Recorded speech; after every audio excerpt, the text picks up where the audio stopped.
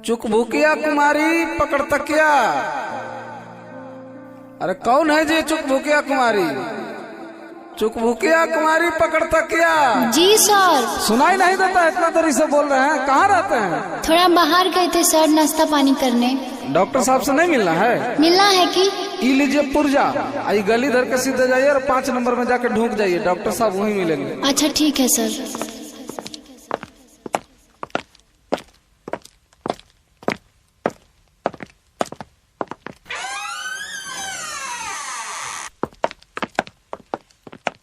क्या नाम है आपका? डॉक्टर साहब हमार नाम छी चुकभुकिया कुमारी।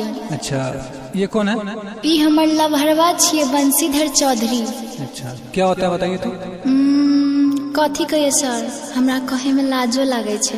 बोली ना सर, ये बोल नहीं पाता है। अच्छा अच्छा, तो अभी बता दो क्या क्या होता है इसको। हम ही बताएं? ठीक सर। ठीक है बताओ।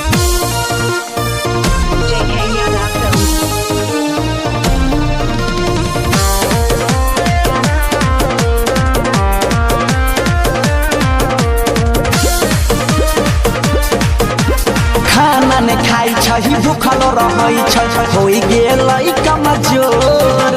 खाना ने खाई छही भूखल रहई छ होई गेलै कमजोर। दिनो तलै छ जहिया सुखल जाई छै तोर। हो डॉक्टरिया लगावा छौरी के बीमारी बतावा। हो डॉक्टरिया लगावा छौरी के समस्या बतावा। प्यार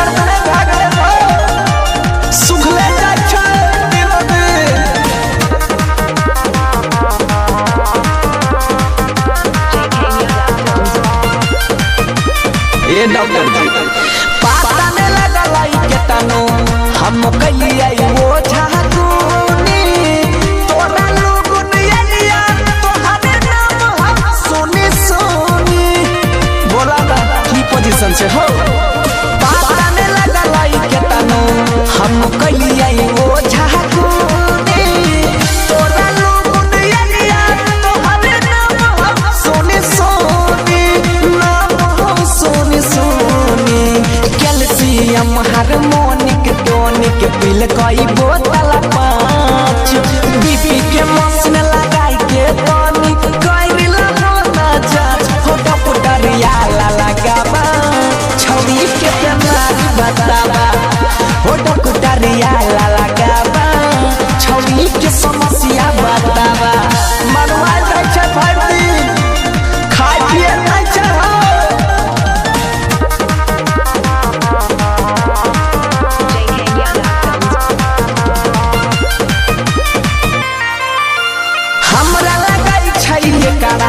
लगी गेलै लाभ के हवा सच न गल गई कोनो हे पति यो के दावा। बहुत परेशान छे डॉक्टर साहब, कनी चेक करियो। हमरा लगई छै करा लगी गेलै लाभ के हवा सच न गल गई कोनो हे पति यो के दावा। आयुर्वेदिक के दावा सूजित मोनिस बनसी कहै छ बतिया साँचे सा।